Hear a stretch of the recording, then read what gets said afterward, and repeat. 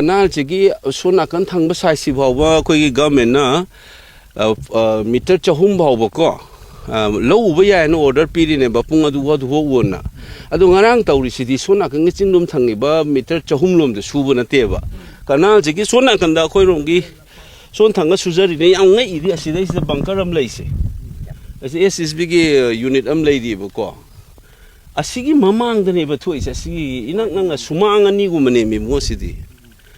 I don't know a hippie, Rakai don't know him a condo tar, the Chonkalaka Hogalaka Nidana.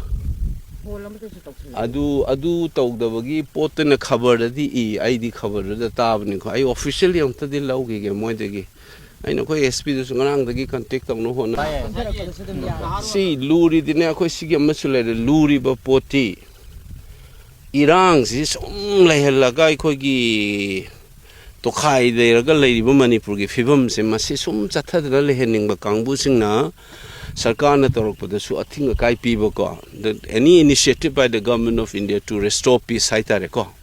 Madule the Chak Tilaga Tugairaga to disrupt that peace and maintain the status quo or the vested political interests like Bakangman, and there are some vested political interests who are trying to disrupt any move to restore peace and normalcy. And one should know who are these people.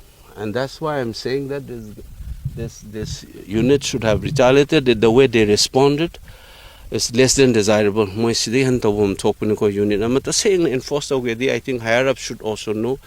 Of course, the porch any labor, higher up the labor, na kanbo, kanamaga ground, the labor me have the ground missing in the talk. They say higher up Karimari Lane, have them so quick, kanam to ever.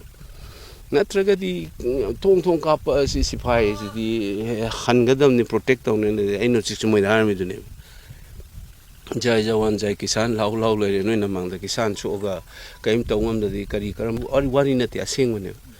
But I couldn't lose knowing Hangadam ground labor troops in Cha. Say Anis the respond to the Bogi Port Nama lady, sir. Sigi Limbom to is a Kadai, they two lace in a Koilo Hangbam 12. I know the Indian Armed Forces is one of the most well-trained, disciplined armed forces in the world.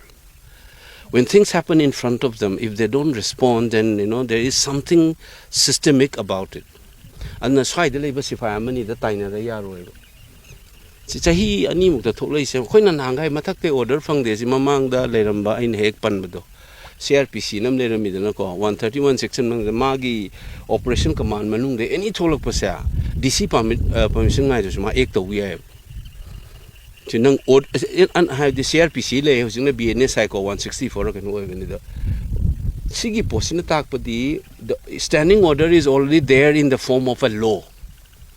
It was CRPC, now it is BNS. Aduda authorized or related whenever.